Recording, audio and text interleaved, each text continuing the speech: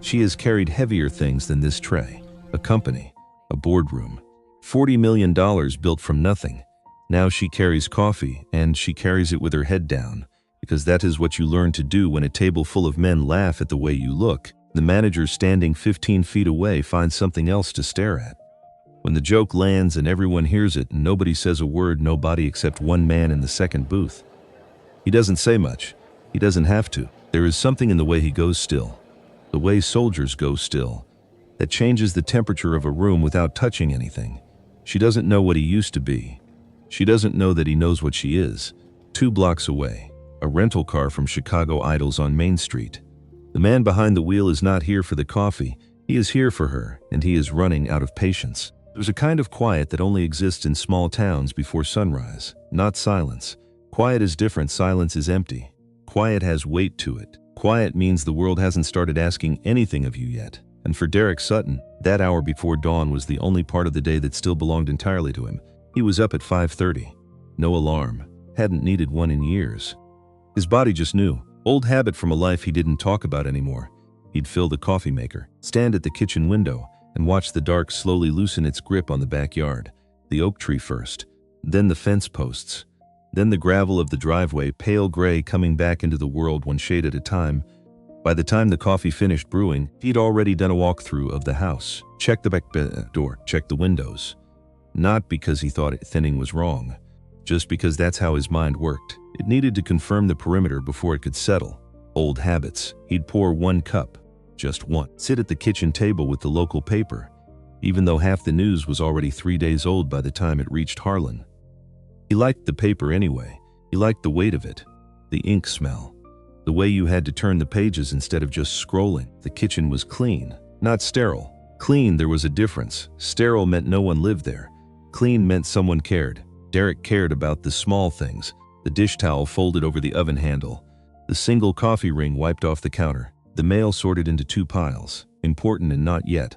On the wall near the back door there was a corkboard, a few notes, a hardware store receipt, a faded postcard from Glacier National Park, no message on the back, just a photo of mountains and still water, and one photo, pinned carefully in the upper left corner, a young man in uniform. Standing squinting into the sun, he looked like Derek, because he was Derek, 20 years ago. Before the lines around his eyes, before the gray at his temples, before everything that came after. He never took the photo down. He never talked about it either. Wren had asked him once when she was younger why he kept it there. He'd thought about it for a moment. Then he said, "So I don't forget that guy existed." She'd asked what he meant. He said, "Never mind. Eat your eggs." She did, but she remembered Derek Sutton was 48 years old and he ran a 1-bay auto repair shop on the edge of town called Sutton's Garage. He had 2 employees, Eddie, who was 26 and good with transmissions, and Ray, who was 53 and good with everything else but slow about it. The shop was nothing fancy. Concrete floor, metal shelving, a coffee maker on a folding table by the door that was older than Eddie, calendar on the wall from an auto parts supplier in Des Moines, showing the wrong month because nobody thought to change it. A radio that got 3 stations clearly and 2 more if the weather was right. What the shop had was order. Everything in its place. Tools hung on pegboards, outlined in markers so you knew exactly where each one went back. Oil rags folded, not balled. The floor swept at the end of every day without being asked. Derek swept it himself most nights. It was a 5-minute job. He did it anyway. The people of Harlan trusted Derek with their vehicles. That meant something in a town of 4,000 people. You can't fake competence for long in a place where everyone knows everyone. You either do good work or you don't. Derek did good work. He was fair with his pricing. He didn't talk people into repairs they didn't need. If someone's car needed something expensive, he'd tell them straight what it was, why it mattered, what would happen if they waited. Then he let them decide. He wasn't there to push. He was there to fix things. That was how he'd always preferred to operate. Fix what was broken. Don't make a scene. Go home. People around town described him the same way, usually without realizing they were all using the same words. Quiet man, good man, keeps to himself. They weren't wrong. They just didn't know how much those 3 descriptions covered. His daughter, Wren, was 22. She lived with him not because she had to, but because she chose to. That distinction mattered to both of them, though neither one said it out loud. Wren had been in a car accident 3 years ago. Not Derek's fault, not hers. A wet road, someone running a red light, bad timing in the way bad timing tends to work. She'd spent 6 weeks in the hospital and come out with permanent nerve damage in her left leg. She walked with a limp. Some days were better than others. She never complained. That wasn't her way. What she did instead was work. She'd taught herself graphic design from YouTube tutorials during those 6 weeks in the hospital, lying in a bed with a laptop propped on a pillow tray, earbuds in, going through Photoshop fundamentals like it was the only thing keeping her sane. By the time she was discharged, she had her first freelance client, a bakery in Des Moines that needed a logo. They paid her $200. She bought a better drawing tablet, then another client, then another. Now she worked from home, their home, the small 2-bedroom on Sycamore Street, and made a decent living doing brand design for small businesses. She kept her own hours, made her own money, paid Derek rent, which he deposited into a savings account and never touched. He planned to give it back to her someday, when she needed it for something real. She hadn't figured that part out yet. Their relationship was built on a kind of shorthand that took years to develop. They didn't need to fill the air with noise. If Derek made extra food, it meant he was glad she was there. If Ren left the kitchen light on for him, it meant she'd been up late and was thinking about him. If one of them sat on the front porch without saying anything, the other might come sit too, or might not. Both options were fine. They were not the kind of family that talked about feelings easily, but they were the kind of family that showed up, consistently. Without announcement that meant more than words ever could, one evening after dinner, Ren set down her fork and said, "There's a new woman at the diner." Derek looked up. "Silver Spoon? Yeah, been there a few months, I think." Ruth Patton mentioned her at the farmer's market. Derek went back to his food. "Okay." Ruth said she works hard, keeps to herself. Boyd gives her a hard time. Derek said nothing. Boyd Mercer had been giving people a hard time for 15 years. It was practically his hobby. Ruth also said some guys were rude to her last Tuesday, like really rude. Derek was quiet for a moment. Then, "I was there Tuesday." Ren looked at him. "Did you do anything?" A pause. "Not yet." Ren nodded slowly. She knew what not yet meant when her father said it. It didn't mean nothing was going to happen. It meant he was still watching, still measuring, still deciding the right way to move. She picked up her fork again. "Okay," that was all she said. But she filed it away, because with Derek, not yet almost always turned into something. Silver Spoon Diner had been on Main Street for 25 years. It had outlasted 2 other diners, a sandwich place, and a short-lived Thai restaurant that the town of Harlan was simply not ready for in 2011.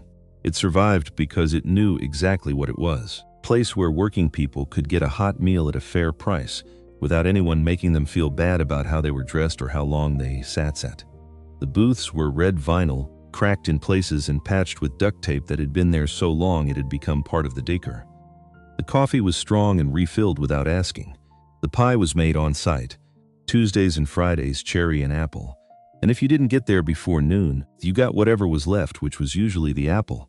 The regulars came in at the same times every day. Same seats, same orders, same nods. You could set a clock by Ray Eckhart, who arrived at 6:50 every morning and sat at the end of the counter with his hat on and his crossword folded to the right panel. You could set a calendar by Ruth Patton, who came every Tuesday and Thursday for the seniors' breakfast special and stayed until 10:30. Because, as she put it, the coffee's better here than at home and the company's honest. Derek Sutton came on Tuesdays and Thursdays too. Not for the company, for the routine. A man like Derek needed anchors, small reliable things that told him the day was starting and it was time to move. He always sat in the second booth from the door. Left side, facing the entrance. He ordered the same thing every time. Black coffee and wheat toast. That was it. Not because he was watching his weight or being complicated.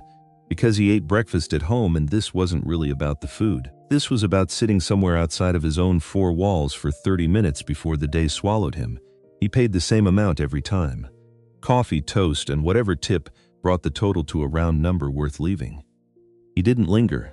He didn't chat. He read the paper or looked out the window, finished his coffee, and left. The staff knew his order before he sat down. That was all they needed to know about each other until Nora. Nora Calwell had been working at the Silver Spoon for 4 months when Derek first really noticed her.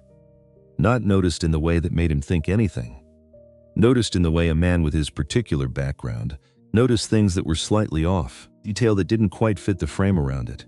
She was in her early 30s, he guessed. Dark hair pulled back, moved efficiently, not rushed but economical, like someone used to managing more than one thing at once. She was heavier set, Kind of build that American women were taught to apologize for and shouldn't have to. She never apologized for anything, at least not in the way she moved. She wore the same thing every shift: the diner's blue collared shirt, a white apron, sensible shoes. Her hair was always the same. Her nails were short and unpolished. She wore small stud earrings that looked like they'd come from a drugstore rack. She was good at the job. Efficient, pleasant, didn't let a table sit without checking on it. She remembered what the regulars ordered, which in a place like Silver Spoon was practically a requirement for survival. Boyd Mercer managed the diner the way insecure men manage things, by reminding people constantly that they could be replaced. Said it in 100 small ways: a sigh when an order was slow, a pointed comment in front of other customers, a schedule that shifted without warning and shifted hardest on Nora because she never pushed back. Derek watched this without expression. Boyd was not his problem to solve. Or so he told himself. The first Tuesday that Derek paid close attention, there was a group at the corner table, 4 men, late 20s, construction gear still on, jackets, boots, dried mud on their cuffs. Not locals. Probably working one of the development sites going up outside of town. They were loud in the way people are loud when they feel entitled to be, like the room existed for their benefit. Nora took their order. She was professional, polite. They were not. One of them said something when she walked away. Derek didn't catch the words from across the room, but he caught the tone. He caught the way the others laughed, and he caught the way Nora's back went very straight for exactly 2 seconds before she continued walking to the kitchen. That 2-second pause, he'd seen that before. That was a person deciding not to react.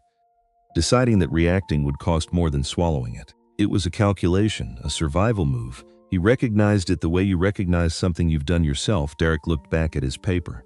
Read the same paragraph twice. Looked up again. The group wasn't done. One of them called her back before she'd even cleared the order through. Then again for napkins. Then again for ketchup that was already on the table. Every time she came over, another comment. Another laugh.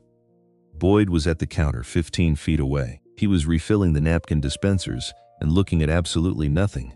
Derek set his paper down. He picked it up again. He drank his coffee. He watched Nora make one more trip to that table, carrying a water pitcher she didn't need to carry because she'd run out of reasons to avoid them, and going back was less dangerous than the alternative of seeming rude, which would come back on her with Boyd. The calculation again. The price of staying small. When she passed his table on the way back to the counter, Derek said, "Excuse me." She stopped, turned. Her expression was professional and careful, the face of someone who has learned not to assume anything good from being noticed. "Yes, sir. Can I get you something?" "No," Derek said. "Coffee's fine." A pause. "Okay, just let me know." She started to go. He said the toast was good today. She stopped again, looked at him more carefully this time, like she was trying to find the angle. "It's the same toast as always." "I know," he said, and went back to his paper. She stood there for 1 second longer than necessary. Then she went back to work. At the end of the meal, Derek left his usual tip, plus an extra $10 bill folded underneath the coffee cup. He didn't look at Nora when he left. He just walked out. She found the money when she cleared the table. Looked toward the door, but he was already gone. She stood there holding the 10, and something in her expression shifted in a way she immediately shut down. She tucked the money into her apron pocket, picked up the cup, and went to the next table. 3 days later, the same group came back. Derek wasn't there that time, but Ruth Patton was. Ruth was 67 years old, had lived in Harlan her entire life, had buried a husband and raised 3 children, and served on the town council for 11 years, and she had the particular moral authority of someone who has earned the right to say exactly what she thinks. She watched the group from her booth, watched Nora, watched Boyd do nothing. Then she flagged Nora over and said, loud enough for the table behind her to hear, "Honey, your service today has been absolutely lovely. I'm going to leave you a note for the owner." Nora blinked. "That's very kind, Mrs. Patton, but you don't have to." "I want to," Ruth said.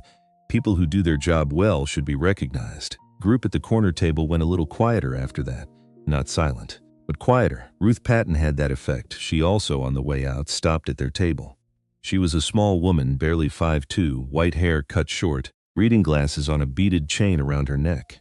She looked at the 4 men the way a schoolteacher looks at boys who have misbehaved and are pretending they haven't. "You all visiting Harlan?" she asked pleasantly.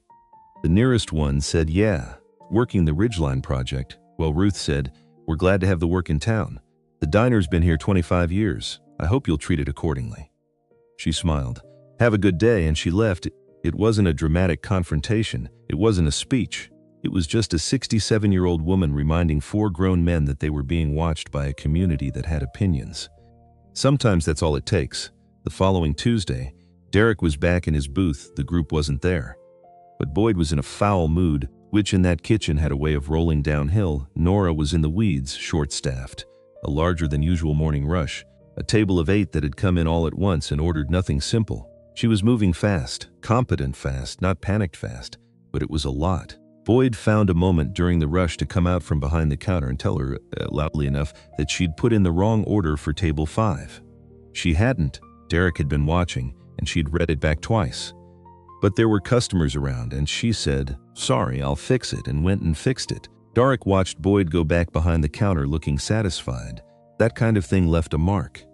Not a bruise, something quieter. The slow accumulation of being told you're wrong when you're right, saying sorry when you have nothing to apologize for. Over time, that changes the way a person holds themselves, rounds the shoulders, drops the chin. He'd seen it happen to people who had no business being diminished. When the rush cleared and Nora came to refill his coffee, Derek said, "Table 5 was right the first time." She stopped, looked at him. A beat of silence. "How do you know that? I heard you read it back." She was quiet. Face did something complicated. The particular expression of someone who has been seen when they didn't expect it and don't know what to do with that. Then it cleared, professional again. "Thank you," she said. "Enjoy your coffee."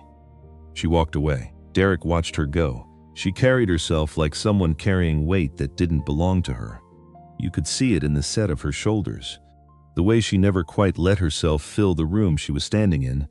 He noticed something else too that morning. The way she held a pen. It was a small thing, probably no one else would have caught it. But Derek noticed hands.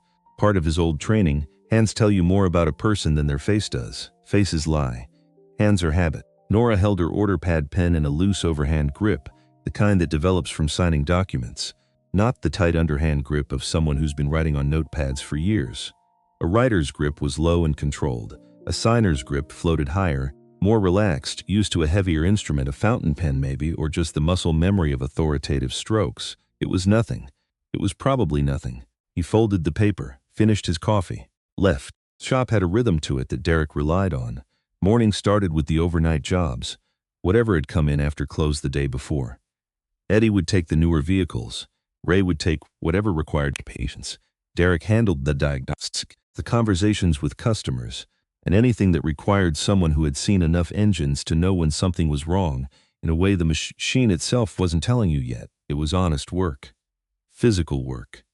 The kind that left your hands dirty and your mind quiet. There was something Derek valued about a job that showed its results. You put a broken thing in front of yourself. You worked on it. It either worked or it didn't. No politics. No subtext. No wondering if you'd done the right thing. The car ran or it didn't, you knew. Spent years doing work where you never fully knew, where the results were measured in things that were invisible, or counted years later, or sometimes never counted at all. He didn't miss that. He missed the people he'd done it with, sometimes. But not the work, not the weight of it. The garage was what he needed now. Clear problems, clear outcomes. Come in, fix the thing, go home. Ren stopped by around noon most days, ostensibly to use the faster Wi-Fi. Something she claimed the house didn't have, which wasn't entirely true. And actually to eat lunch somewhere other than her desk. She brought food from wherever she'd ordered. The pizza place 2 blocks over, or sandwiches from the grocery deli, or sometimes just leftovers in a container she carried like it was perfectly normal to eat a full meal sitting on a shop stool while your father replaced a water pump 6 feet away. It was for them perfectly normal. She'd set up on the old metal stool in the corner with her laptop, eat, work, occasionally ask Derek something, he'd answer. Eddie and Ray had long since stopped finding it unusual. She was just part of the furniture. That particular Wednesday, 2 days after the Tuesday with Boyd in table 5. Ren came in at noon with a sandwich and said, without preamble, "I saw her this morning." Derek looked up from the engine he was working on. "Who?" "The woman from the diner. Nora. She was at the hardware store." Derek went back to the engine. "Okay, she bought a shower curtain rod and a bag of rock salt. Which is a weird combination, but I didn't ask, Ren. I'm just saying I talked to her. She seemed nice. Smart nice, not just polite nice." Derek set down his wrench. "What's the difference? Polite nice is when someone says the right things. Smart nice is when someone actually listens before they respond." Ren took a bite of her sandwich. She listened. Most people don't really listen. Derek was quiet for a moment. She new to town? But she didn't say where from. I didn't push good, she asked about the garage. I said my dad ran it. She said she'd actually been meaning to get her car looked at.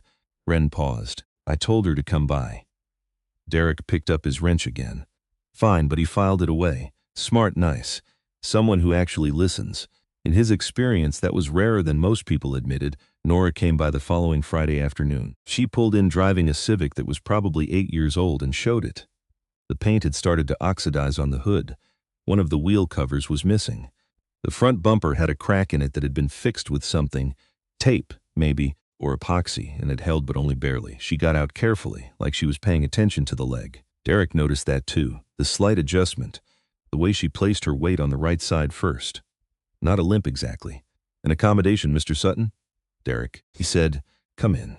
She followed him into the bay. He walked around the car slowly, looking at the outside, then opened the hood and stood there for a minute just listening. He hadn't started it yet. Just listened. When did it start running rough? He asked. Worse than a month ago. Does it smooth out after 5 or 10 minutes? Yes. Any warning lights? One. Came on last week. I Googled it. Said it could be a lot of things it can, he agreed. Let me start it. He ran it through a diagnostic. Classic symptoms, the rough idle, the warm-up pattern, the code that had logged. Probably the MAF sensor, dirty, not failed. $40 part, 20 minutes of labor.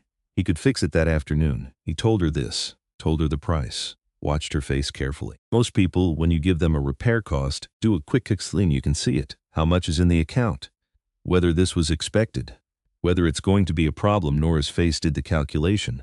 And then, quickly, cleanly, it resolved. Not the resolution of someone who didn't care. The resolution of someone who had looked at a number and made a decision from a place of actual financial consideration. That was not how you responded to a $40 repair, if money was tight. That was how you responded if you were checking the number against a budget, not against a fear. Small detail. Probably nothing, that works, she said. Should I wait? Or 30 minutes, he said. There's a chair inside. Ren might be around, she was, and they talked. Derek could hear them from the bay. Not the words, just the cadence. Easy back and forth. No long pauses, no one performing. He worked on the car and listened to his daughter laugh at something, and thought about how rare that sound had become in the last few years, and did not examine that thought too closely. When the car was done, Nora came out and he showed her the part, held it up, pointed to the buildup of grime and oil residue. Explained what it did, why it mattered, what would have happened eventually if it hadn't been addressed. He always explained. Some shops didn't. They just told you what they charged and expected you to be grateful it wasn't more. Derek thought people deserved to understand what was happening with their own property. Nora listened carefully, asked one question. Is there anything else that needs attention soon? He had, in fact, noticed a couple of things, he told her. Front brakes, probably within the next 6 months.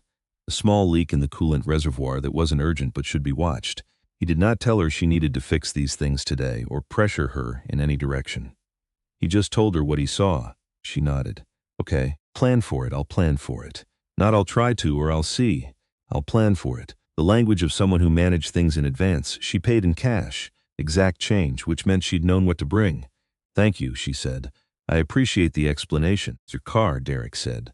You should know what's happening with it. She smiled at that, a real one, not the professional one. Just a small, quiet thing. Not everyone feels that way, I know, he said. She got in her car and drove away. Derek stood in the driveway for a moment. Then he went back inside and picked up his work. 2 weeks passed, the routine continued. Derek, the diner, the booth, the coffee and toast. Nora, the orders, the Boyd commentary, the table 5 situations that accumulated in small, invisible layers. But something had shifted. Not dramatically. Not in any way you could point to, just shifted. When Nora refilled Derek's coffee now, they exchanged a few words. Brief things, the weather. Whether the apple pie was worth ordering today. Nothing that meant anything by itself, but the exchange existed where it hadn't before. They'd acknowledged each other. Ruth Patton noticed because Ruth Patton noticed everything. She said nothing about it, but she filed it away with particular satisfaction of someone who had lived long enough to recognize the early stages of something. The Tuesday that changed things started like any other. Derek came in at 7:15. Second booth from the door, left side. Nora brought coffee without being asked. He read the paper. By 8 o'clock, the diner was about half full. Regular crowd. Ray Eckert at the counter with his crossword. Ruth Patton in her usual spot by the window. A couple of farmers Derek recognized from the co-op. A young mother with a toddler in a high chair, then the corner table as before. Different faces, but the same energy.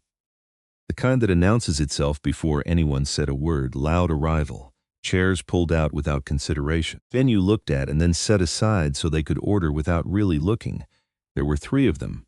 One did most of the talking. His name, Derek would find out later, wasn't important. What was important was that he was the kind of man who established dominance through small humiliations, and had apparently been doing it long enough that he thought it was normal social behavior. He called Nora honey twice before she'd finished taking the order. Made a comment about the size of the portions when she read them back, with a look at her that made the comment about something else entirely. The other 2 laughed. One of them looked slightly uncomfortable but said nothing. Nora's pen didn't hesitate. She finished the order. Said, "I'll have that right out." Walked away with her back straight. Derek watched. He watched the back of the neck calculation. He watched the slight adjustment of her shoulders when she pushed through the kitchen door, a small release of something she'd been holding. He watched her come back with water and face it again, smile and place the glasses down and say, "Here you go," and turn away before the next comment landed. Across the room, Ruth Patton had her coffee cup halfway to her mouth and had stopped moving. Boyd was at the register. He had heard everything. He continued entering something into the system. Derek put down his paper. Sat for 30 seconds, thinking it through the way he'd been trained. Not the emotion first, the situation first. What was actually happening? What the options were? What outcome was acceptable and what wasn't? Then he stood up, put his jacket on the back of the booth seat, walked to the corner table. He didn't hurry, didn't make a production of it, just walked over and stood there. The talker looked up. "Help you?" "No," Derek said. His voice was level, not loud, not aggressive. The kind of voice that doesn't need volume because it's already decided. "Just thought I'd introduce myself. Derek Sutton. I own the shop on 4th.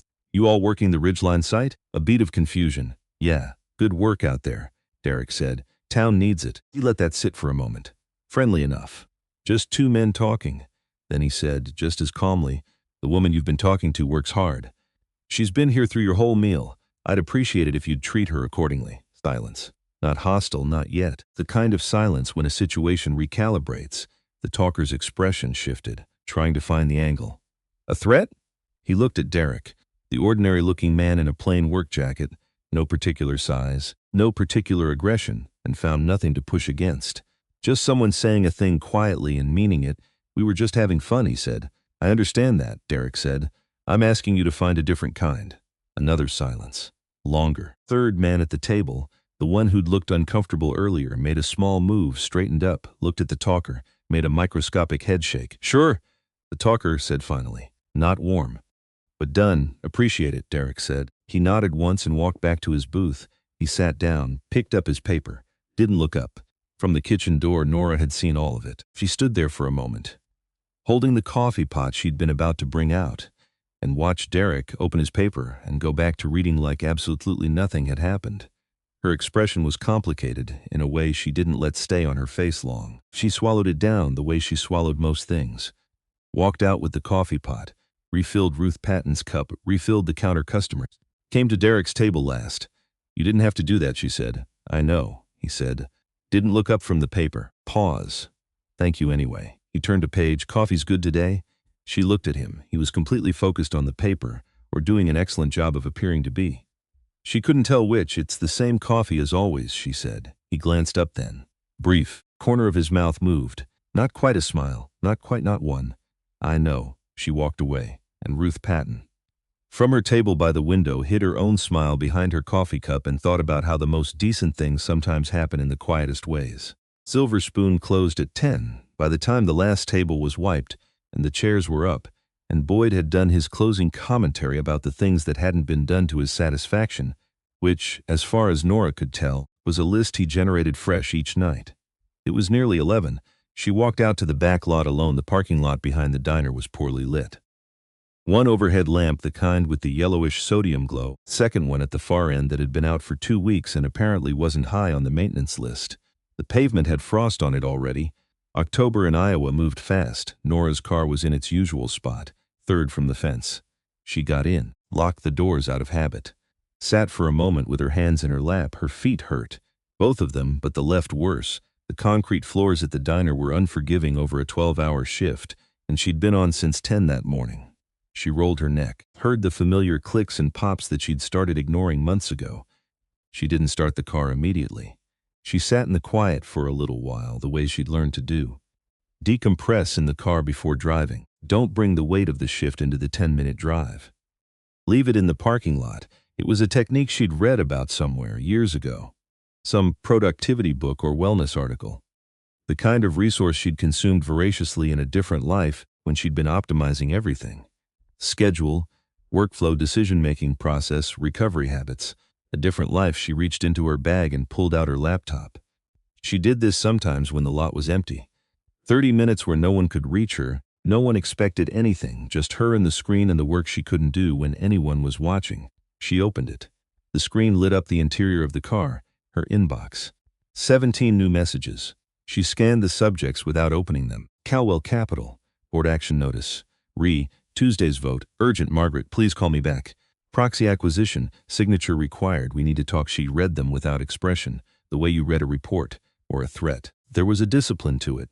She had trained herself years ago not to react to anything in writing until she'd read it twice, because the first read was always colored by emotion, and the second was where the information actually lived. She read them twice. Then she closed the inbox and opened a different window, a private email account. 3 messages, all from the same address. Her attorney in Chicago, a woman named Patricia Holt, who had worked with her for 6 years and was the most careful person she knew. The most recent message has as a subject line. Progress. Not there yet. 14 days, maybe 12. Nora read it. Read it again. Closed her eyes for a moment. 12 days. She'd been doing this for 4 months. Working a diner shift for 8 hours, then sitting in a parking lot at 11 at night reading legal documents on a second-hand laptop. Sleeping in a rental room 3 blocks from here. Eating 1 meal a day at the diner and buying the rest from the grocery store with cash. She'd given up a corner office in a building with a view of Lake Michigan for this. For the fog and the concrete and Boyd Mercer and the smell of coffee and fry oil that had worked its way permanently into her hair. She'd do it again, without question, because the alternative was losing everything to a man who had used her trust and her name and her 10 years of work to build himself something that wasn't his, and she was not going to let that happen. She reached up and took out her earrings, the small plastic studs, dropped them in the cup holder, looked at her face briefly in the rearview mirror, the bare earlobes, the tired eyes, the curve of her jaw, and then looked away. The radio in the car below hers in the lot came on faintly. Someone getting into their car late. Derek's truck. She realized she'd seen him park it here this afternoon, probably walked somewhere and come back. She hadn't known he was still in the lot. Through the gap in the fencing, she could hear it faintly. The radio news. Calwell Capital facing a board-level dispute as founder Margaret Calwell remains unreachable for comment. The fund, valued at approximately a click. The radio cut off. Nora sat very still. In his truck, 20 feet away and separated by a fence in the darkness, Derek Sutton had turned off the radio. She could see just barely the shape of his silhouette through the rear window, still. Like he was thinking about something, then his headlights came on. He drove away slowly, the way he did everything. Nora sat with her hands in her lap and the laptop screen dark, and the name Margaret Calwell hanging in the October air like it had been said out loud. She exhaled. 12 days, she told herself. Just 12 more days. She started the car. Drove home in the dark, through streets she was starting to know. Past the hardware store. Past Sutton's garage, the bay doors closed, the work lights off. Past the diner, dark now, chairs up, the closed sign facing outward. Past the town that had been hers once, a long time ago, before she became something else. And that was beginning, quietly and unexpectedly, to feel like hers again. Derek didn't sleep well that night, not because of anything dramatic, no bad dreams, no anxiety spiral. Just the low-grade alertness that had lived in him for 20 years and never fully left. The kind that wakes you at 3 in the morning for no reason and makes you lie there cataloging the sounds of the house until you're satisfied. Nothing is wrong. Nothing was wrong. He lay there anyway. Staring at the ceiling, listening to the furnace cycle on and off. The radio broadcast had been nothing. A name, a news item. Probably a coincidence. He'd heard 1,000 names in 1,000 news stories, and none of them had meant anything. But he turned it over anyway, the way his mind turned over things it wasn't done with yet. Call capital. A fund. Sir dispute. Found her unreachable. He thought about the pen grip, the way she read the repair cost. I'll plan for it. The laptop in the parking lot at 11 at night. The earrings that looked wrong on her, not in any visible way, just wrong. Like a costume piece that didn't quite match the person wearing it. He wasn't drawing a conclusion. He was just noticing there was a difference. Conclusions were commitments. Noticing was just keeping your eyes open. He got up at 5:30. Made coffee, stood at the kitchen window, the oak tree, the fence posts, the gravel, same as every morning. He let the routine settle him and went about his day. Breakfast, Wren came down earlier than usual. She poured herself coffee, sat across from him, and said nothing for a few minutes.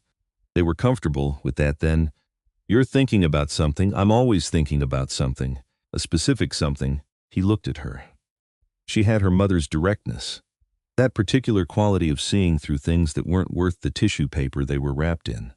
It had been a gift from her mother, and it had stayed with Wren after everything else had changed. He said, "You know anything else about the woman from the diner? Where she's from?" Wren wrapped both hands around her mug.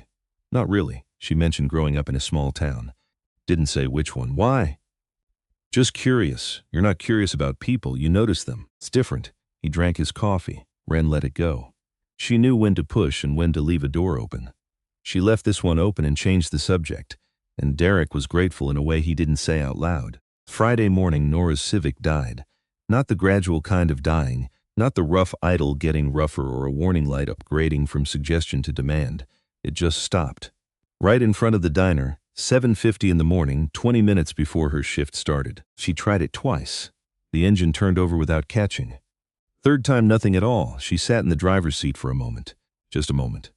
Then she got out, locked the door out of habit, stood on the sidewalk looking at the car the way you look at something that has failed you in a way that's inconvenient but not surprising. She went inside and started her shift. Boyd said, "You're 2 minutes late," she said. "My car broke down out front. I apologize." He said something else that she didn't fully absorb because she was already calculating. The repair costs, the timing, how to get the car moved without giving too much information to anyone who might be paying attention. 12 days had become 10. She needed to keep everything manageable for 10 more days. Derek pulled up at 9:15. After the morning rush had cleared, he saw the Civic immediately. Knew it by the missing wheel cover and the cracked front bumper, which he'd made a note of when she'd brought it in. He parked his truck behind it, walked around it once, looked at it. Then he went inside. Nora was clearing a table near the window. "Dead battery?" he said. She looked up. "I don't know. It just stopped." "I'll take a look. You don't have to." "I'm already here," he said. "You have jumper cables?" "In the trunk." He looked at the car from the window for a second. "Not going to be enough?" "I'll bring the truck around." It was, in fact, not the battery. Jump start confirmed that immediately. The engine caught and then died again within 40 seconds, which meant something downstream. Derek connected his diagnostic scanner, waited, read the codes, fuel pump. Giving out slowly, then all at once, the way mechanical things tended to. Common failure point on that model at that mileage. Not cheap. Not catastrophic either. He went back inside and found Nora between tables. "Fuel pump," he said. "I'll need to keep it a day. I can have it back to you by tomorrow afternoon." She looked at him evenly. "What's the cost?" he told her. Watched her face the calculation again. Faster this time, cleaner. And something else underneath it. A flicker of something that looked almost like frustration. Not at the price. At the situation. At the inconvenience of a breakable thing breaking at the wrong time. "Okay," she said. "Is there somewhere I can leave the key? Give it to me now. I'll move it over." She reached into her apron pocket and handed him the key. His hands didn't touch. He went back to her section. He went back out to the car. He drove it to the garage carefully, the way you drive something that's running on grace. The car was ready by 4 the next afternoon. Wren was at the garage when Nora came to pick it up. She was there for the Wi-Fi and the sandwich, as usual, but she'd also, Derek suspected, timed her appearance with some deliberateness. He didn't comment on this. The three of them stood in the bay while Derek explained what he'd replaced and why. He held up the old pump, showed her the wear pattern, the seal that had started to go. "He did this for everyone, your property, your right to understand it." Nora asked one question, then another. Good questions, specific, showing she'd actually processed the first answer before asking the second. Derek answered them. Wren watched this exchange with visible interest that she was making a moderate effort to conceal. When the explanation was done, Nora paid, cash again, exact, and Derek walked her to the car. "The brakes," he said. Don't wait too long on those. 6 months, you said, give or take. Depends how you drive. I'll get it in early. She was about to get into the car when Wren called from the bay door. There's coffee if you want. We were just about to. Derek looked at Wren. Wren looked back at Derek with complete innocence. Nora paused. She had the look of someone calculating whether she had time, whether it was a good idea, whether it was the kind of thing that complicated things she was trying to keep uncomplicated. Then she said, "Sure."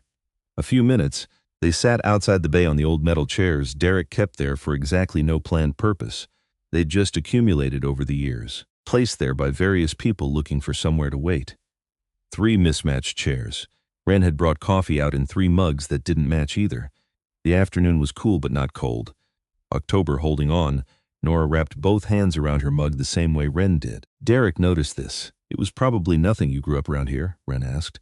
"Small town," Nora said. "Not Harlan. Nearby. Family still around?" A brief pause. "My aunt. She's here in Harlan, actually. That's part of why She stopped, adjusted. "Part of why I ended up here. What does she do?" "She's the librarian, Elaine Morrow. She's been at the Harlan Public Library for..." Nora paused to count, and something soft crossed her face. 22 years. I know Elaine," Wren said immediately. "She helped me find research sources when I was first learning design. She spent like 45 minutes with me even though I didn't even have a library card." Nora looked at her. Something shifted. "That's exactly like her. She's great." "Super sharp, she is," Nora said, very quietly.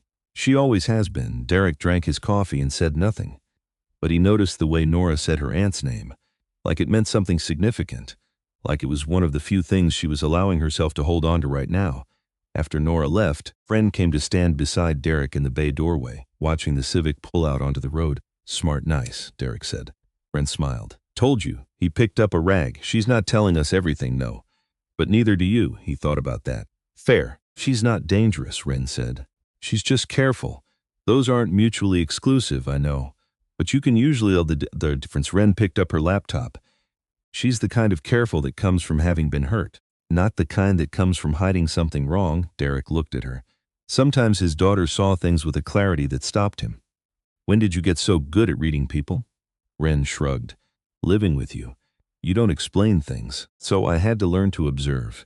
She went inside. He stood in the bay door for a moment, holding the rag, thinking that she'd described the most painful parenting critique he'd ever heard in a way that somehow also sounded like a compliment. It happened because of a wrench. The following Monday, Wren came into the garage to return a socket set she'd borrowed. She'd needed it for something around the house. A loose cabinet hinge that had been irritating her for a week. She put it back on the pegboard in the right spot, outline matching up the way Derek had shown her years ago. She was doing this when she noticed the shelf above the pegboard. It held a few things that lived there permanently. A spare parts catalog from 2 years ago, coffee mug full of miscellaneous bolts, a first aid kit, and a photograph in a simple frame that had been placed face down for as long as Wren could remember. She'd asked about it once at 17. He'd said, "Leave it." She had. 5 years of leaving it, but today, the socket set in her hands and no particular reason, she turned it over. A photograph. Derek, younger, early 30s, the lean, precise look of someone in active service. Beside him, a woman. Dark hair, light eyes, laughing at something off camera. Her hand was on his arm in the easy way of someone who had touched that arm 1,000 times and expected to touch it 1,000 more. Wren had seen photographs of her mother before. A few, carefully kept in a box in Derek's closet that she'd found at 14 and never mentioned, but not this one. This one she hadn't seen.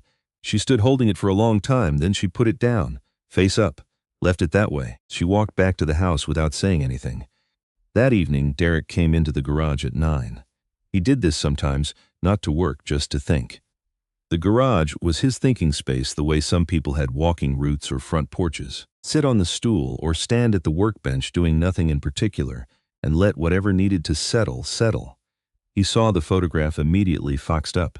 He stood there for a moment. Then he crossed the bay and picked it up. He hadn't looked at it in 2 years. Not because it hurt too much. That was the answer people expected. And it wasn't wrong exactly, just incomplete. It was more that looking at it required something from him that he spent most of his time carefully not spending. A kind of reckoning. Visit to the person he'd been before. In the photograph, he was 31. The woman beside him, Claire, was 29. They'd been married 3 years. She was laughing because he'd just said something. He couldn't remember what. He remembered the laugh, though. The way it came up fast and genuine, like she was always a little surprised by how much she found things funny. She had been the kind of person who moved through the world expecting it to be good to her. Not naively, she knew about hardship, had grown up in it. She had decided, somewhere along the way, to extend the benefit of the doubt to life in general. And life had mostly met her there, until it didn't. The accident had been a Tuesday. Not a diner Tuesday, a December Tuesday. Roads icy, a driver on the interstate who'd misjudged the conditions and crossed the center line. Derek hadn't been driving. He'd been in the passenger seat, which was the thing that lived in him sideways. The helplessness of it. He'd been right there and there was nothing. Not training, not reaction time, not any of the things he'd spent years building that could have changed what happened in those 2 seconds. Claire had died at the scene. Wren had been in the back seat and survived, though it took months to know the full extent of what she'd carry with her. Derek had walked out of the hospital with a bruised shoulder and a life-shaped hole where everything he'd built had been. He didn't think about this often. He didn't allow himself to. Tonight, the photograph face up in his hands, he stood in the garage for a long time, let himself look at her laughing, let himself remember what it had felt like to be the person who'd made her laugh. Then he put the photograph down. Face up this time. He didn't turn it back over. He turned off the garage light and went inside. Second week of October, Boyd Mercer decided to remind everyone who was in charge. He'd been doing this periodically since losing the argument about the group at the corner table. Not the argument itself, since Derek hadn't argued, just redirected, but the point of it had landed and Boyd had absorbed it as a humiliation. He'd been prickly since then, looking for small corrections to make, small ways to rebalance whatever he felt had been tipped. He found one on a Wednesday. Nora had covered a double shift, 12 hours, her own section plus another server who'd called in sick. She'd done it without complaint, the way she did things, and she'd done it well. During the lunch rush, she'd managed 6 tables alone and kept everything moving. Boyd, at close, told her the tips from the 6 servers' tables would be processed through the house pool. This wasn't the policy. The policy, which had been consistent for years, was that a server covering another server's section kept those tips. Nora said, calmly. That's not what the tip policy is, Boyd said. Policy's up to management discretion. I have the employee handbook. Handbooks get updated. Ruth Patton was still finishing her coffee in the corner booth. She sometimes stayed late, reading. She heard this exchange. She set her book down. Nora looked at Boyd for a moment. She had the controlled expression of someone who knows exactly what's happening and is deciding whether this is the hill. She said, I'll review the updated version when it's distributed. She untied her apron, collected her things, walked out. Boyd watched her go with the small, satisfied look of a man who had won something. Ruth Patton put her book in her bag, left her exact bill plus a tip on the table, and walked out without making eye contact with Boyd. Derek heard about this from Ruth the following Thursday, in the diner itself. While Boyd was in the back, Ruth told him the way she told things, straightforwardly, without embellishment, with the implicit expectation that competent adults would draw appropriate conclusions. He's been doing it in small ways for months, she said. She doesn't complain. That's what he's counting on. Derek drank his coffee. What does the handbook say? What it's always said. Frank Dellinger owned this place for 20 years and he ran it fairly. Boyd's been here 3 years and he thinks that entitles him to revise history. Who owns it now? Frank's daughter, out in Portland. She inherited it when Frank retired. Doesn't interfere much. Boyd knows that. Derek said nothing for a moment. Then does she know what's happening here? Ruth tilted her head. She might if someone told her. That's not my place, Derek said. No, Ruth agreed, but it might be mine. She picked up her coffee. Derek looked out the window. He wasn't going to fix this for Nora. That wasn't his call to make. People had the right to fight their own battles in the way that worked for them. And intervening without being asked, in a situation that was hers to navigate, wasn't protection. It was just someone else deciding they knew better. What he could do was be present. Keep showing up. Let her know without making a speech about it that not everyone in this diner was looking for ways to mar small things. But small things accumulated. He knew that better than most. 3 days later, Nora came and sat on the step outside the back of the diner after her shift, not because she planned to. She just stopped walking when she reached the step and sat down, feet finally off the floor. 10 minutes of no one needing anything. It was late afternoon, the shift run bleeding into the dinner prep, and she had an hour break between them. She usually used it to eat something in the back or sit in her car. But today she'd come out here instead, and the step was there, and she sat. Derek was walking back from the hardware store. He'd gone to pick up a bracket, a 5-minute errand. He came around the corner of the building and almost walked past her before he registered she was there. She looked up. Neither of them said anything for a second. "Break," he said. "Hour." He looked at the step, looked up the alley. He had a bracket in his hand and a garage to get back to. "There's better coffee at the shop," he said. She looked at him. "You're inviting me to a garage. It's a good garage."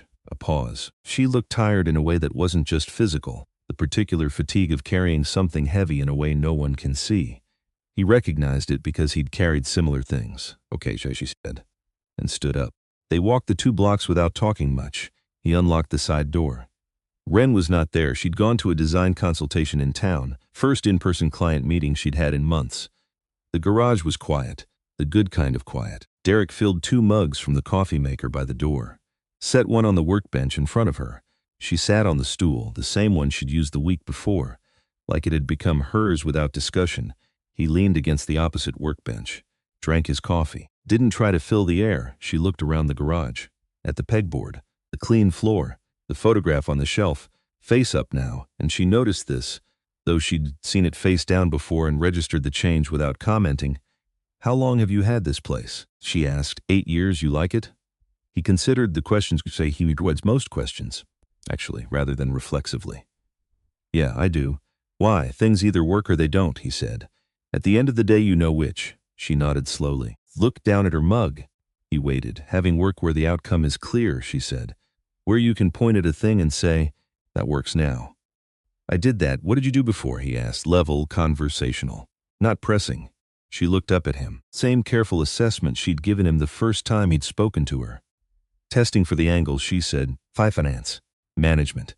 Things that are harder to point at. You left it. I needed to step back. That's different from leaving." A silence. She held his gaze. She said, "It is." He didn't push further. She'd said what she'd decided to say, and the rest of it wasn't his to ask for. He understood that completely. "Sometimes people need a place to be no one for a while," he said. She looked at him. "Is that what this is for you?" Harlan, the garage, the routine, all of it, he thought about it. Was, maybe. For a while, he looked at the photograph on the shelf without meaning to. Looked away again. Less so now. Nora followed his glance to the photograph. Looked at it for a moment. "Your wife," she said. "Not a question. Yeah, I'm sorry." 8 years ago, he said, which wasn't a deflection. Just a way of placing it in time so she didn't have to worry about proximity to the wound. She nodded. She didn't press. They sat in the quiet of the garage and drank coffee. Furnace kicked on somewhere in the building. Outside, a car passed on 4th Street. After a while, Nora said, "You notice things. Habit. What kind of habit?" He looked at her steadily. "Old one." She looked back. "The government kind?" Faintest lift at the corner of his mouth. "Is that what Ren told you?" "She said you worked for the government before the garage." She didn't say what kind. Good. Why good? Because she doesn't know the details either. And that's appropriate. Nora was quiet for a moment. "But you notice things. The way you handle situations. The way you watched Boyd. The way you handled that group at the corner table. You never raised your voice.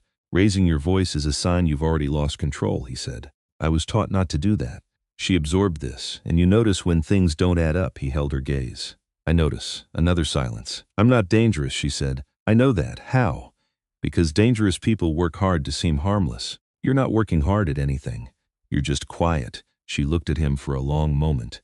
Something moved through her expression, something she didn't fully shut down before it passed. "Thank you," she said, quietly, like she meant something more specific than the words. He nodded. "Drink your coffee." She did, and for the next 20 minutes they sat in the clean, orderly space of his garage, and nobody needed anything. And the day outside went about its business, and it was enough. He came on a Thursday. Derek saw him first without knowing who he was. A rented car, something clean and mid-size, the kind that said, "I traveled here on purpose but don't want to draw attention." It parked on Main Street mid-morning. The man who got out was in his early 60s. Pressed pants, jacket that cost more than it looked like it cost. The walk of someone who had been the most important person in every room he'd entered for so long that he'd stopped being aware of how he moved through spaces. Derek saw him through the diner window on his regular Tuesday. The man went past the window without coming in. Derek watched him walk up the block. He filed it, said nothing. Boyd Mercer approached the man on the sidewalk outside the hardware store. Derek didn't see this part. Ruth Patton did.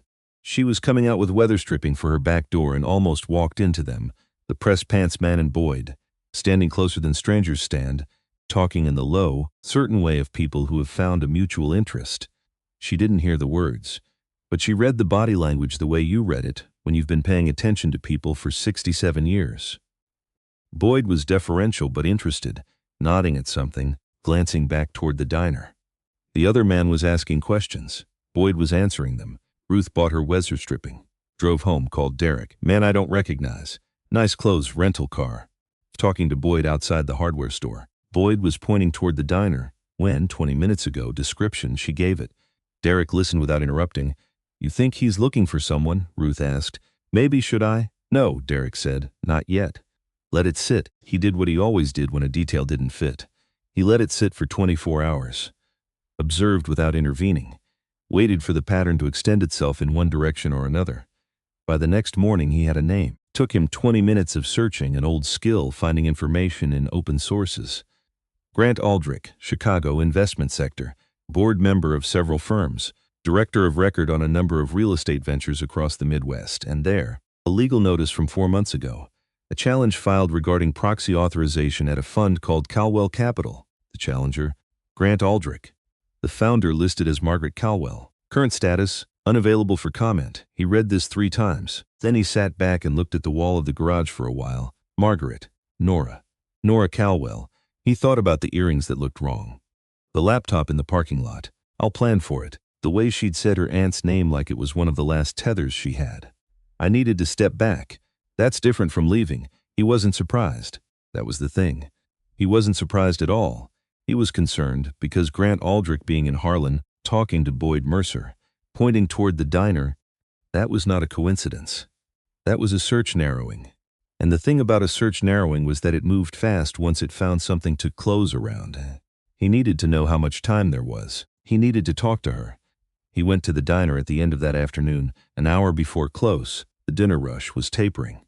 Boyd wasn't in. He had Thursdays off, which was the only reason Derek had chosen this time deliberately. He didn't want Boyd watching the conversation. Nora was wiping down the far counter when he came in. She saw him, and the slight adjustment in her expression told him she knew something had shifted, that he'd come at an unusual time, and that meant something. He sat at the counter. She brought him coffee without being asked. Someone's been asking about you, he said quietly, without preamble. She set the coffee down carefully. Her face didn't change. Who? Man named Grant Aldrich. In town as of yesterday. He spoke to Boyd. Stillness that moved through her was not fear. It was colder than fear. It was the stillness of someone whose calculations have just been revised by a significant variable. How do you know the name? She asked. I looked. A pause. Why? Because he parked a rental car on Main Street and walked past this window and I noticed, and then I checked. He looked at her steadily. You have time to tell me how serious this is. She held his gaze. For a long moment nothing, then she exhaled slowly through her nose. Looked down at the counter. Looked back up. 10 days, she said. I need 10 more days. There are documents, evidence. If I can hold on another 10 days, it's over. What happens if he finds you before that? He doesn't want to find me to hurt me, she said. He wants to find me to pressure me. He needs something signed. If I sign it under duress, without the evidence being filed first, the whole case changes. His lawyers are very good at making coercion look like agreement. Derek drank his coffee, set it down. He already knows you're here. Boyd confirmed you exist. The question is how long before he confirms who you are. Boyd doesn't know who I am. He knows you're not from here. That's enough for a man like Aldrich. She nodded slowly. She knew this. 14 days. Derek said 14 days. He stood up. Put a bill on the counter. Keep your schedule the same. Don't change anything that would signal you're aware of him. Change will confirm what he suspects faster than anything else. She looked at him. You've done this before. Different context, he said. Same principle. He put on his jacket. Don't be in the parking lot alone at night for a while. She looked like she was going to say something, stopped. Then, thank you. He nodded once and walked out. That night, for the first time in a long time, Derek sat on the front porch after dinner. He used to do this with Claire. Summer nights mostly, but sometimes fall too, if there was something worth sitting in the dark for. They'd been quiet together in a way he'd never been quiet with another person before or since. The kind of quiet that meant you didn't need to perform for each other. The night was cold, mid-October, and Iowa didn't soften it for you. He sat with his coffee and looked at the street, the oak tree's shadow, the garage light he'd left on, the yellow stripe of it under the door. Ren came out at 9. She stood for a moment, reading him the way she'd learned to read him, then went back inside and came back with a blanket that she draped over the other chair. She didn't sit, just left the blanket. He looked at the blanket, looked at the door she'd gone back through. He thought about what it meant that Claire used to bring a blanket too, on the cold nights, and that Ren did it now, and that some kindness is passed down without being taught. He thought about a woman sitting alone in a parking lot at 11 at night, carrying a weight that nobody in the diner knew about what it cost to hold yourself together when everything was uncertain, about the specific loneliness of having to be careful about who you trusted. He knew that loneliness. He'd lived in it for 8 years. The porch was cold. He stayed there anyway. Some things were worth sitting in the dark for. The library opened at 9 on weekday mornings. Elaine Morrow was always there by 8:15. She had done this for 22 years. Unlocked the side door, turned on the lights section by section, started the computers, put the returned books on the cart for reselving, made coffee in the small break room in the back, checked the hold shelf, reviewed the day's programming. She was 61 years old and had never once thought of her work as small. Libraries were how communities remembered themselves, how people who couldn't afford other things got access to the same information as people who could. That mattered. It had always mattered. She had built her life around it without apology. She had gray-brown hair cut to her chin, reading glasses she wore on top of her head when she wasn't using them, and the particular calm of someone who had spent decades in a place that asked people to be quiet and had absorbed that quality herself. She knew Harlan. She knew its people.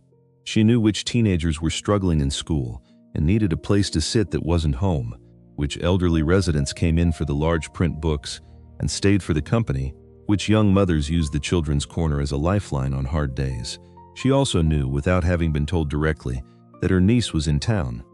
She had seen Nora twice from a distance, once near the grocery store, once walking along the river path at dusk. She had not approached. She understood, without a phone call, without an explanation, that Nora needed her not to, that the distance was protective, not personal. This was the kind of understanding that only exists between people who know each other very deeply and love each other with the discipline that kind of love requires. She waited. She trusted. She kept the library open. Grant Aldrich walked in on a Friday morning at 10:15. Elaine was at the reference desk, helping a man find property records when he came through the door. She looked up the way she looked up at everyone, receptive, professional. He browsed for a few minutes, not reading anything. The browsing of a man filling time while he assessed the room, then he came to the desk. The property records man had gone. She turned to face the newcomer. "Good morning. Can I help you find something?" "Just passing through," he said, pleasantly, the voice of a man comfortable in any room. "Beautiful library. How long has it been here?" "The building's from 1962. Renovated in 2003. You've been here a while yourself, I'd guess. You have the look of someone who belongs to a place." She smiled the way she smiled at flattery, acknowledging without absorbings. Remarkable. "Then you know most everyone in town. A fair number. I'm looking for someone, actually. A woman, early 30s, dark hair. New to Harlan, maybe 4 or 5 months. I understand she might have family here." Elaine's expression did not change. This was a skill she had developed young and refined over decades. Nothing in her face moved. "We get a lot of people through the library," she said. "Afraid I couldn't speak to individuals, of course." He reached into his jacket, placed a business card on the desk. "If anything comes to mind, she's an old colleague. I'm hoping to reconnect. I'll keep that in mind." He left. Elaine looked at the business card. Grant Aldrich. Aldrich and partner address. She turned it over. Nothing on the back. She picked up her phone and called the number Nora had given her 3 months ago for emergencies only. Nora answered on the second ring. Elaine said, "A man just came into the library. He left a card. His name is Grant Aldrich." On the other end of the line, a silence that lasted exactly 3 seconds. Then, "Are you alone?" "Yes, lock the front door. I'll be there in 10 minutes. Elaine looked at the card. Nora. 10 minutes, Nora said. "I'm sorry. I'm so sorry." She hung up. Elaine set the card down, looked at the empty library around her, the shelves, the morning light through the high windows, the cart of books waiting to be reselved. 22 years of quiet, ordered days. She went and locked the front door. She was on the floor of the diner walk-in cooler when the call came. Not literally, she was in the back hallway just outside it, restocking the condiment caddy for lunch. mechanical work. The kind that let her mind run parallel to her hands. She heard her phone, saw Elaine's name, answered. When she came back out into the diner, the lunch crowd was starting to filter in. The sound of chairs, the bell above the door, Ruth Patton settling into her booth. Nora stood in the middle of the floor with her phone in her hand. Boyd came out of waiting. She looked at him, then through him. "I need to leave," she said. "You're on until 2, I know." She untied her apron. "I'm sorry. I have a family emergency. Nora, if you walk out."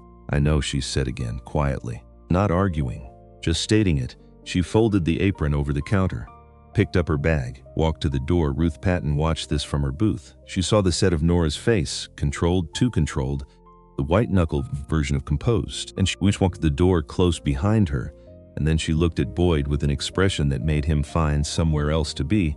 Nora walked. She didn't go straight to the library. She walked 2 blocks in the wrong direction first because she needed the distance between the feeling and the action. She had learned this about herself. When she was afraid, she moved. Not running away, just moving. Letting the body do something while the mind caught up. She was afraid, not for herself. That was the thing people who didn't know her would get wrong. She wasn't afraid for the company or the money or the legal case. She could rebuild all of that. She had done it once, from nothing, and she could do it again. She was afraid for Elaine, who had raised her for 3 years when her parents couldn't, who had driven her to every college visit and never once made her feel like a burden, who had retired from a better-paying position in Des Moines to come back to Harlan because this was where she was needed, and that was how Elaine made decisions. Elaine, who had done nothing except exist in the same town as her niece. That had been enough for Grant to find her. That was what Grant did. He found the thing you were protecting and he used it. Not crudely. He was too careful for crude. He used it the way you use any pressure point. Quietly, with precision, so that the damage looked like cooperation. She had known this was a risk. She had managed it for 4 months by keeping distance, by not calling, not visiting, not acknowledging that Elaine existed in the same town. And somehow he had found it anyway. She stopped walking, headed for the library. The bell above the library door didn't ring. Elaine had locked it. She let Nora in through the side entrance. They stood in the break room. Elaine had made tea. 2 mugs. Old habit. Nora held hers and said, "I'm sorry," Elaine said. "Tell me what's happening," so Nora told her. Not the version she'd been managing carefully, not the abridged, controlled, everything is fine version. The whole thing. Grant, the board, the forged proxy documents, the 4 months in Harlan, Patricia Holt in Chicago assembling evidence piece by piece. The 14 days. Elaine listened without interrupting. This was also a skill of hers. She listened the way the best people listen, fully, without preparing her response while you were still talking. When Nora was done, Elaine was quiet for a moment, then she said, "How many days now?" 7. "And the evidence Patricia is building. It's sufficient?" She says yes. She needs the last piece. A signed affidavit from a former board member who's agreed to cooperate. He's in Singapore. Time zones have slowed things down. 7 days. Yes, Elaine set down her tea. "I'm not afraid of this man, Nora. I know you're not. That's not the point. Then what is?" Nora looked at her aunt. The woman who had shown up consistently, without announcement for as long as she could remember. "The point is that you shouldn't have to deal with him at all. You didn't sign up for this." "No," Elaine said. "But you're my family. There is no signing up. There's just showing up." Steadiness in her voice was the same steadiness Nora had grown up with. The kind that didn't require reassurance because it wasn't performing anything. It simply was. Nora looked down at her mug. Something in her chest, the thing she'd been keeping compressed and managed for 4 months, loosened without warning. Not dramatically. She didn't cry. She just exhaled, long and slow, and the exhaustion that lived behind the controlled expression came through for a moment. "I'm so tired," she said. "I know," Elaine said. "You've been carrying this alone. I had to."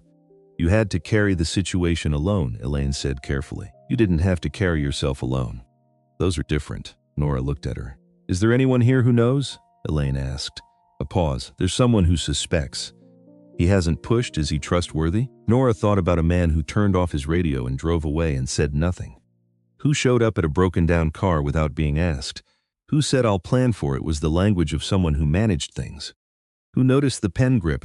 "Yes," she said. "Then let him help," Elaine said, simply. Like it was obvious. "You can't do everything alone. No one can." She called him that afternoon. He answered on the second ring. She said, "He went to the library. He spoke to my aunt." A silence. "Is she okay?" "She's fine. She handled it well." but he knows she's connected to someone he's looking for. It won't take him long. Outside the library. Go back inside. Stay with your aunt until I call you back. She paused. What are you going to do?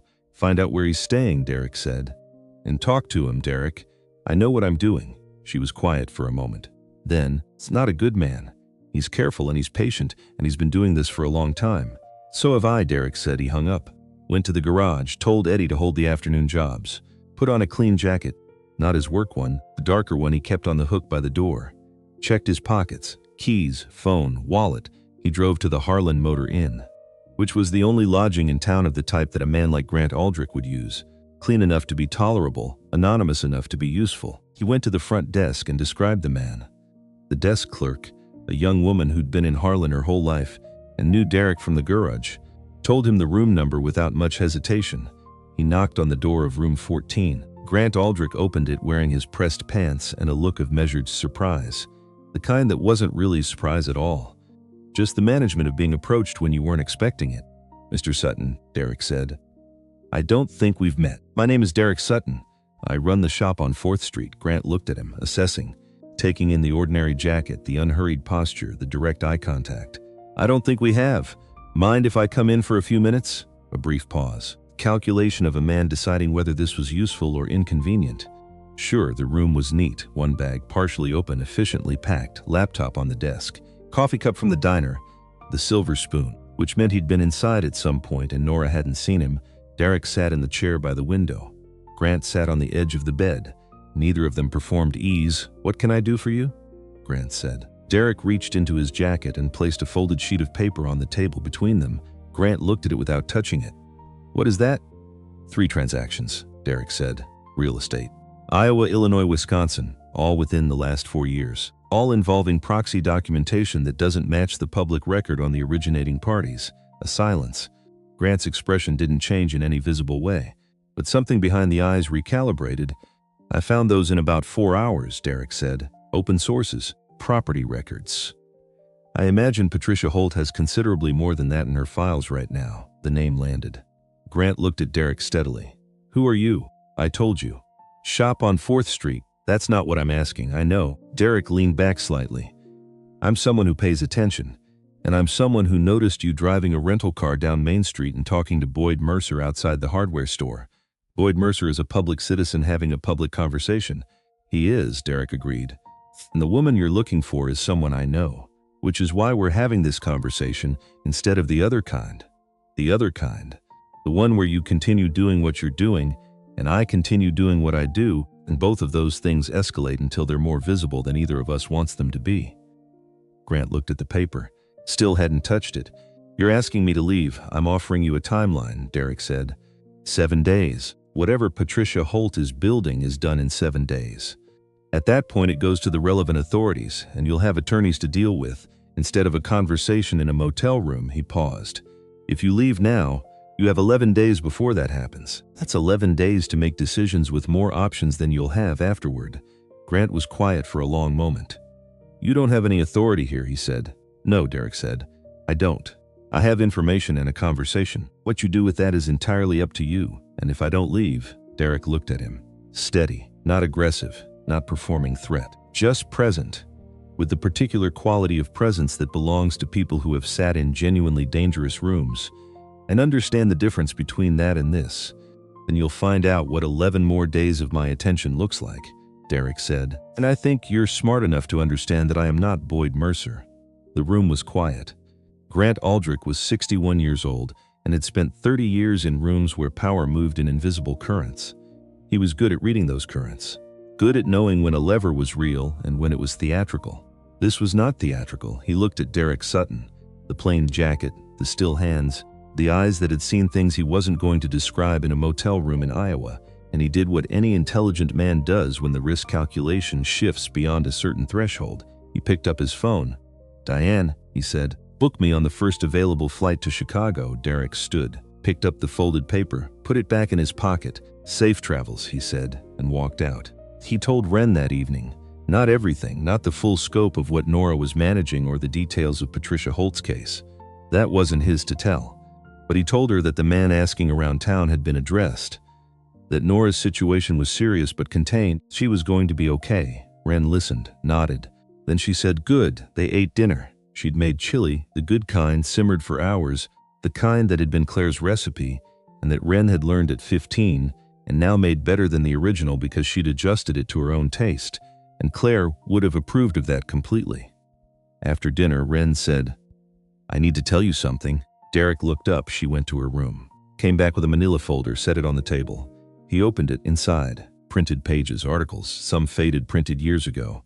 A few more recent. Derek Sutton, SEAL Team 8, Operation Enduring Freedom, Commendation Medal 2008. Sat very still. "I found these when I was 19, Ren said. "Before the accident, I was going through some boxes looking for a charger, and there was a folder in your closet." He looked at the pages. His own name, repeated in text he'd never expected her to read. "No, for 3 years, she said. "I never said anything because I didn't know how. And then the accident happened and it felt like the wrong time. And then a year passed, and then 2. And then it seemed like too much time had gone by to bring it up." Set the folder down. "Looked at the table, Dad." He looked at her. "You don't have to protect me from who you are," she said. "I'm not a child. I know you've done things that were hard. I know some of them you carry. I know the reason you check the windows every morning isn't because you're worried about the house." He said nothing. "I'm not asking you to explain it. I'm not asking for the classified version or the therapy version or any version." She pushed the folder an inch toward him. "I just need you to know that I know, and that I'm not afraid of it, and that I'm proud of you. Not for the medal, for how you've lived since, for how you built something real here, for the way you showed up for me." The kitchen was very quiet. Derek looked at his daughter. The way her chin was set, her mother's chin, set the same way when she'd made a decision she wasn't going to walk back from. The steady quality of her gaze. 22 years old and clearer about what mattered than most people twice her age. He said, "I didn't want you to see me as something other than your father." "You're both," she said. That's allowed. A silence. "Your mother knew everything," he said. "All of it. You still brought a blanket out to the porch on cold nights." Ren's expression shifted, something soft and sure. "I know," she said. "I bring it out too." He looked at the folder, then at his daughter. He reached over and put his hand briefly over hers. A second. Then he picked up his coffee. "The chili's good," he said. "It's Mom's recipe." "Yours now," she smiled, small, certain, warm. "Okay." The days passed. Grant Aldrich left Harlan on a Friday night. His rental car was gone from the Motor Inn by morning. Boyd Mertzer, deprived of his useful connection and apparently aware that whatever leverage he'd been positioning for had evaporated, became very quiet. Following Monday, Derek heard from Ruth Patton that the owner of the diner, Frank Dellinger's daughter, calling Portland, had been in touch with Boyd about several concerns that had been brought to her attention. The story of what Boyd had done spread the way things spread in a town of 4,000 people, not through announcement, but through the particular osmosis of a community that shares space and memory. Ruth Patton didn't make a speech. She didn't need to. She simply told the truth to the people who came into the diner that week. In the straightforward way she told all truths. What Boyd did with those tips wasn't right. What he's been doing for months hasn't been right. Frank Dellinger ran this place fairly for 20 years, and that's worth something. 3 other regulars had their own versions of small things they'd witnessed. A wrong order blamed on the wrong person. A schedule changed without notice on a holiday weekend. The cumulative weight of it, spoken plainly by people who had no particular agenda except that they knew what fair looked like, and this wasn't it. Susan Dellinger called from Portland on a Monday. She spoke to Boyd for 11 minutes. By Wednesday, Boyd's car was gone from the parking lot and didn't come back. No body threw a party.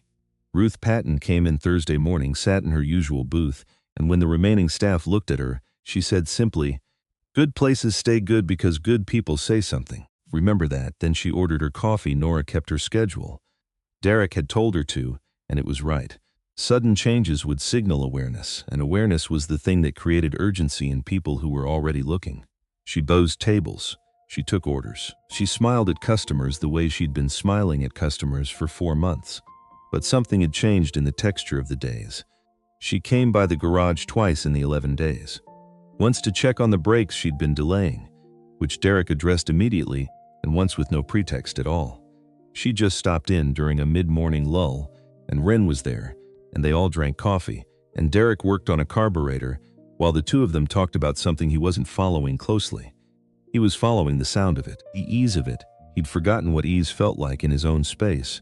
Ruth Patton invited Nora to the Thursday morning table, the informal gathering of regulars that had existed for years, Ruth and 3 or 4 others, the kind of thing that had no official name but had been the social backbone of a certain part of Harlan's daily life for a long time. Nora came once, then again.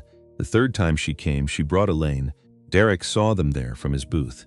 The 2 women, Nora and Elaine, sitting across from Ruth and an older farmer named George, and the easy back and forth of people who had decided to trust each other.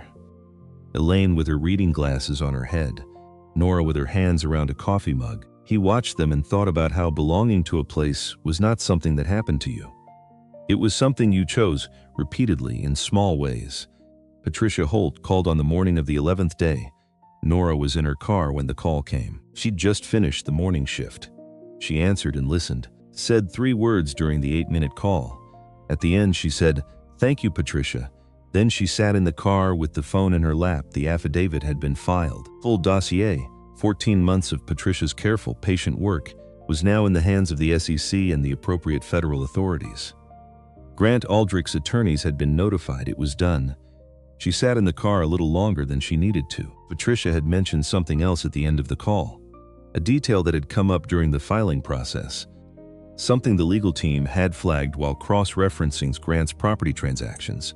Nora opened her email, found the attachment Patricia had sent, read it, then she read it again. Among Grant's forged proxy documents, the ones he'd been using to acquire properties across 3 states, was a quiet claim on a block of commercial real estate in Harlan, Iowa. Main Street, filed 8 months ago against a title dispute from a deceased landowner's estate. The block included the Silver Spoon Diner building, the Harlan Public Library Annex parking lot, and the property at 412 4th Street, Sutton's Garage. She sat with that for a long time. Grant had come to Harlan looking for her, but he'd already been here, in a way. Already had his hands around the edges of this town she'd returned to. The diner where she'd carried trays for 4 months. The library where Elaine had waited without being asked to wait. The garage where a man had fixed her car and asked for nothing and changed everything. All of it gone. In 2 years, if the filing had gone through. She closed the email. She thought about what it meant that she had come back here for one reason and protected something she hadn't known needed protecting. She thought about what Elaine would say if she told her. Probably something quiet and certain. "That's not a coincidence, Nora. It's just what happens when you go home." She started the car. Drove to 4th Street. Derek was under a truck when she pulled in. He heard her car. He knew the sound of it now, the slightly uneven idle, and came out from under the truck, wiped his hands on a rag, looked at her. She stood by the car. 11 days of holding on quietly, and now the holding was over, and she looked like someone who had just set down something very heavy and wasn't sure yet how to stand without the weight. "It's done," she said. He looked at her for a moment. "Patricia?" "Filed this morning." "I need to call the board," she said. "I need to go back to Chicago. There are things to sort out." She paused. "There's a lot to sort out." "Yes," he said. She looked at the garage. Pegboard. The clean floor. The photograph on the shelf, face up, where it had been for the last 3 weeks. "I don't know how long the sorting will take," she said. "It'll take what it takes," he said. "Derek," he looked at her. "I need to say something and I need you to just let me say it." He waited. "When I came here, I told myself it was strategy. Harlan was familiar, my aunt was here. I could stay quiet and invisible and wait. That was the plan." She looked at her hands. "Became something else. This place became something else. You and Ren became. It wasn't part of the plan and I don't know what to do with it." He said nothing.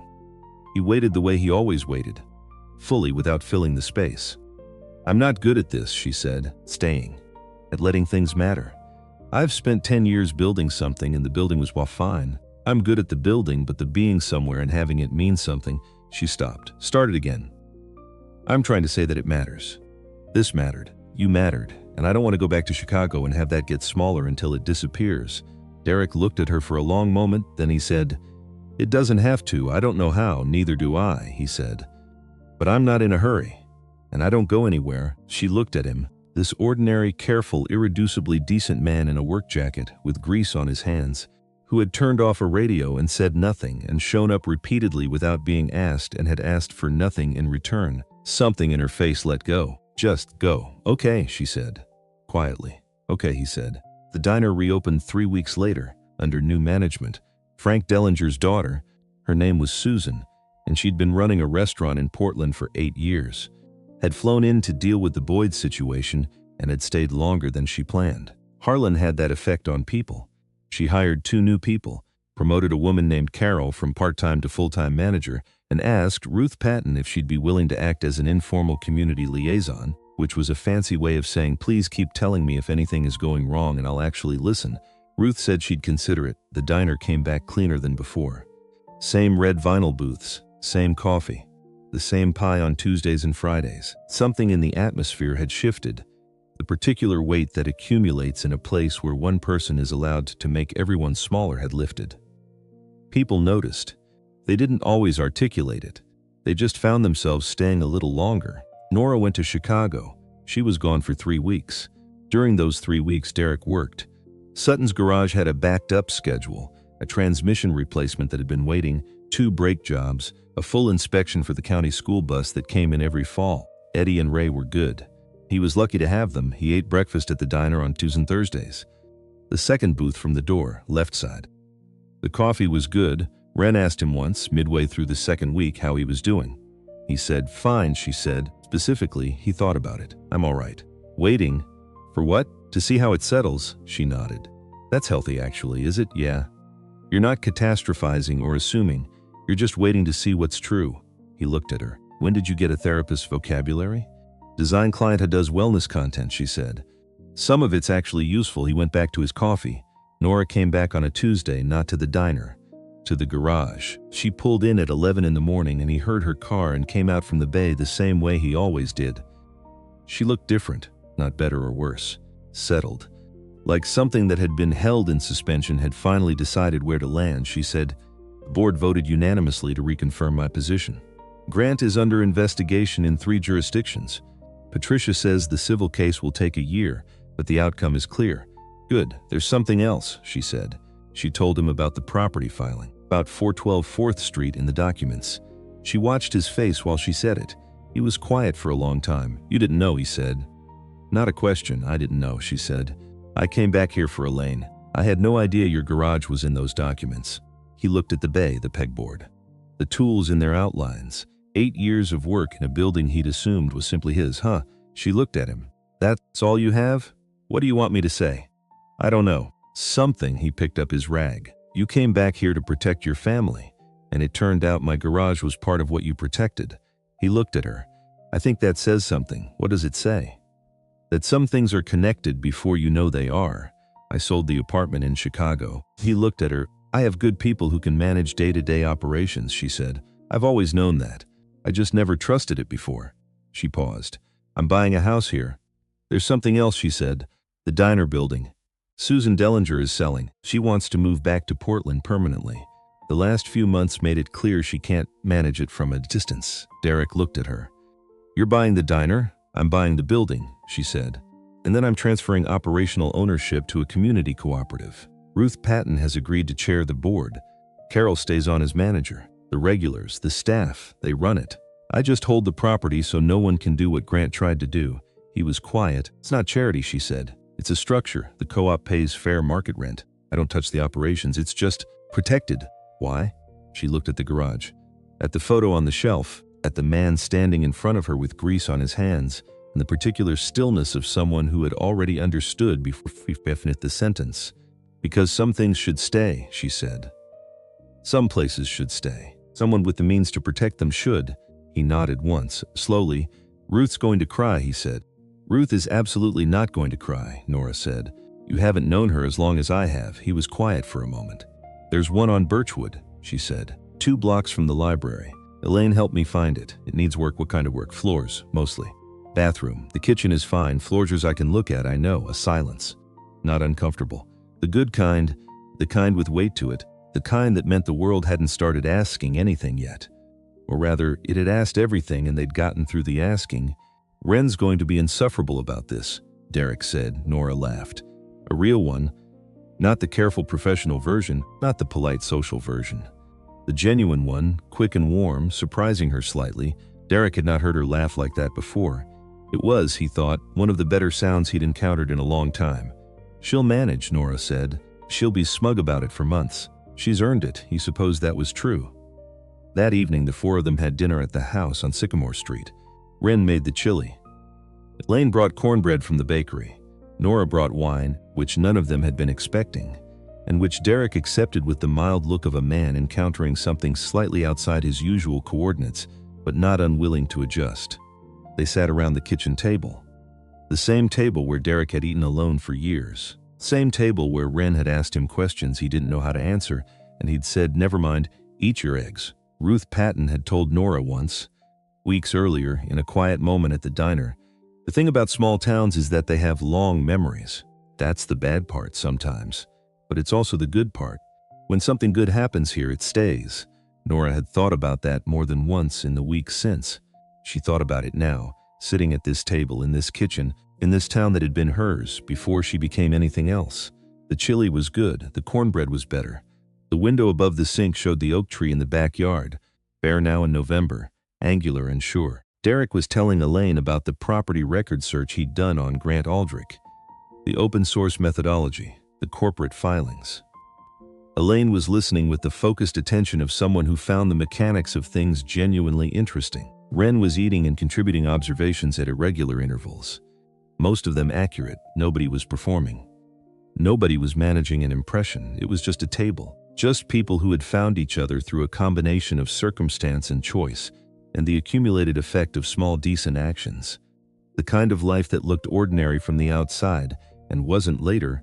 After Elaine had gone and Wren had retreated to her room with her laptop, Derek and Nora sat on the front porch. He brought 2 coffees. She had the blanket from the chair, the one Wren had left there on a cold night weeks ago, pulled around her shoulders. The street was quiet. The oak tree's shadow fell across the porch. "Can I ask you something?" Nora said. "Sure, when you turned off the radio that night, in the parking lot. You heard the name, yes, and you didn't say anything." "For weeks." "No, why?" He thought about it. The real answer, not the convenient one. "Because you weren't ready to tell me.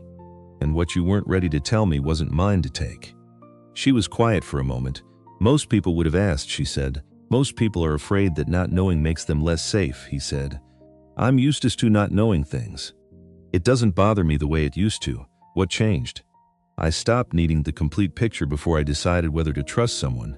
He looked at the street. "You either trust people or you don't. The information fills in after, or it doesn't, and you trusted me. I trusted what I observed," he said. "The rest came with time." She looked at him. The porch light was the warm yellow kind, and it made the whole evening feel like something that had already been decided to be all right. "You're a strange man, Derek Sutton," she said. "I know," he said. "I mean that well. I know that too," she smiled. He drank his coffee. The November air came in steady and cold. A few houses down, someone's dog was barking at something and then stopped. A car passed, going slow the way cars go slow in neighborhoods at night. The furnace inside the house clicked on, and the warm sound of it came through the door. Small things. The same small things every day. Derek had spent 8 years making peace with the smallness of them. Tonight he thought maybe he'd had it slightly wrong. They weren't small, they were just quiet. And quiet, he had always known, was different from silence. Silence was empty. Quiet had weight, and this particular quiet, the porch, the coffee, the woman with the blanket around her shoulders, and the ease of someone who had finally put something heavy down. This quiet was the kind he hadn't known in a long time, the kind that meant the world could start asking things of you again, for the first time in 8 years. He thought he might be ready for that.